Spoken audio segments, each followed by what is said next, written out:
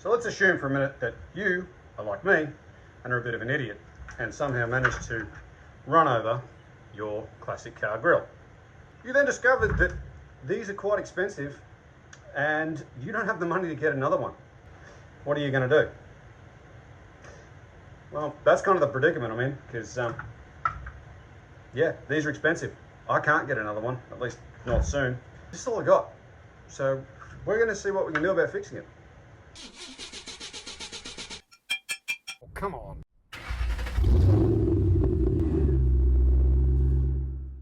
So structurally, it's in a bad way. You know, there's pieces missing, you know, there and there, and you know, there's a big crack there, and I'm pretty sure that bent piece of stainless is the only thing that is actually holding the whole thing together. You know, we're missing this bit that came off, and you know, there's some cracks pretty much everywhere. So I ended up having to go on an adventure to try and recover all the parts that were broken. Now I recommend you do that on the day that you lose it, because it took me like an hour to find all those pieces, and I'm still not sure that I have them all. Let's start with the obvious and give it a clean. All of this. I'm really nervous I'm going to break it entirely and not be able to fix it. Could I possibly make it worse? The answer is still yes. Don't break extra parts. You have enough work to do without making more. In my first move, I'm going to try and take off this piece of trim. I can't start repairing anything without taking this off. I don't think. Very careful not to break it. I bend it any more than it already is. Well, we've got it off. We might get it. Oh, that's just nerve-wracking. Okay, it's fine. Everything is fine.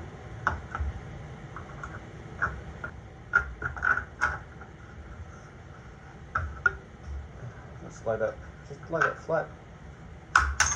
Oh. My main reason for doing that is because this center crack here and this center grill kind of sets up the alignment for everything. So if I can get this reseated back where it needs to be, I can kind of work the rest of the grill shape in from there. I can't do much of anything until this is set correctly. So one thing I did go ahead and purchase for this repair is one of these hot plastic welding guns. Now they're cheap, they're off eBay for like 20 bucks or something, and I figured it will make this a little easier because I don't know if I could do it just using clamps. So we'll see. I'll let you know how this thing goes while we're going as well. Okay, so I've got my gun loaded up with one of these squiggly pins. I need to get this sitting almost exactly where I want it. Actually, no, I want it exactly where I want it. Let's be real. There-ish. I don't know how long this thing's actually work. Come on, squiggly pin. Do your thing. Keep this where I want it. Huh. No! That's, I mean, it kind of worked. It might need another one. Well, the pin needs to cool down first. I don't know. Okay, I haven't done this before. Okay, now I'm just going to use like a straightish pin. Don't ask me why. Just trying things at this point. Let's try and hold it as close as we can to where it wants to be. Put that kind of in there like. Come on, firm up. Okay. I mean, that's not awful. It's definitely not perfect, but at least it's attached. Feels though I'm doing like the world's least fun jigsaw puzzle. I don't know what's happening. Just have a little bit of just high strength epoxy stuff and try and fill some of the gaps. Just give it a little bit of reinforcement with this. It stinks and I hate using it, but it's good for this stuff. Okay, so I'm going to go about throwing in about another 200 squiggly pins into this, and I'll get back to you. Like I said, 200 pins and things. So the next part of this is going to be, we're going to go through, clip all those pins off. We're going to fill all of our holes and gaps with epoxy, and then we're going to give it like a while to cure. Because anything you put in epoxy is pretty much written off after you're done with it, I like to make little spoons to spread it around with. And I found that your whippersnipper cord works really good for that. Makes like a nice little spoon so you can sort of scoop stuff up, mix around and put it back in there. So just for reference, I'm currently using this super strength araldite, but it's really thin. So it just keeps running through the grill, which means I'm having to tape everything. Okay, so it's late the following day. Pins are holding well. It's, you know, it's solid now. It doesn't wiggle when I shake it.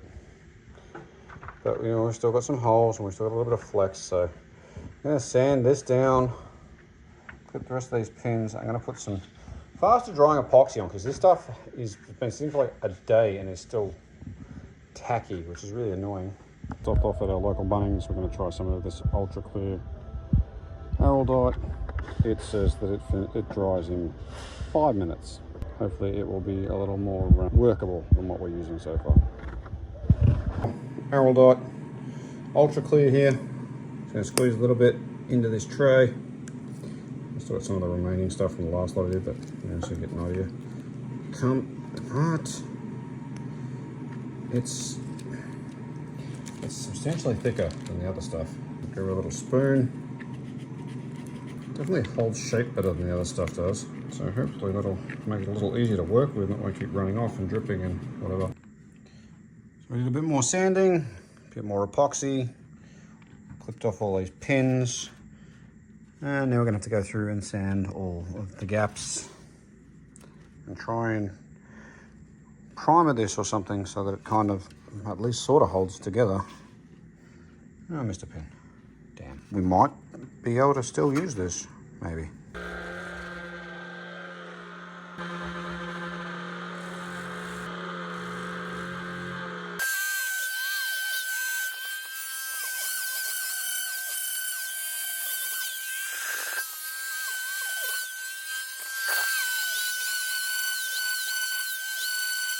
At this point, I don't care what the back of it looks like. I just need the front to look mostly presentable and like it hasn't been run over and dragged through the bushland.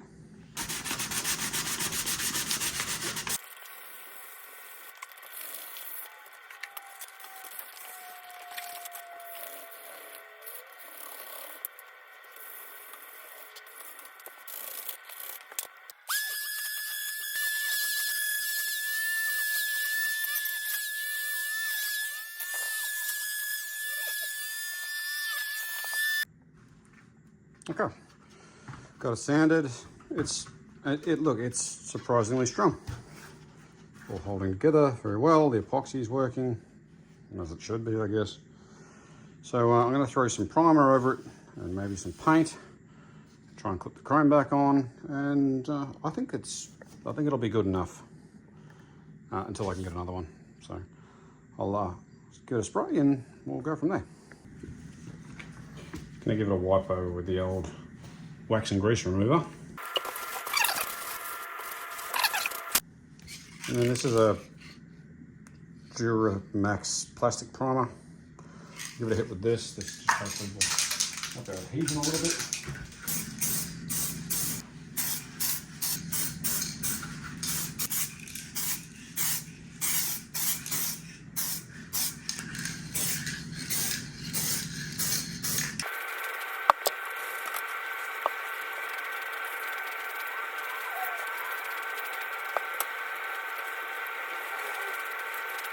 All right, so that's the first hit, just a gloss black. You can still see where I repaired it, but you know, from like back over here, doesn't look too bad. We'll put the silver back over where the primer went, and then we'll put all the chrome back on and we'll see what it looks like on the car. All right, just gonna do the last little touch-up bits with the silver.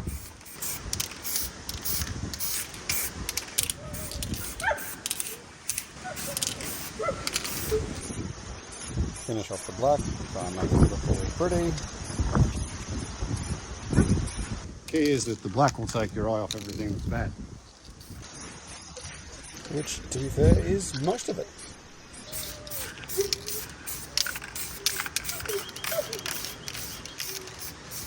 Alright, we got it back in. It looks pretty good. I mean, from a distance, it looks perfectly fine.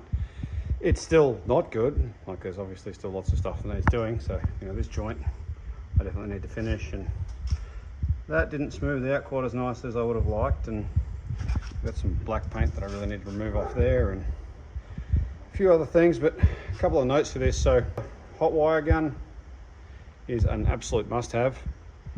It made this a hell of a lot easier than it would have been otherwise. This thing would have been completely unfixable. You are going to struggle to get this perfect. You could spend hours sanding and screening and doing whatever else, and it's probably just not going to get there, because unfortunately, even when you sand the epoxy, it just looks different to the rest of the grill.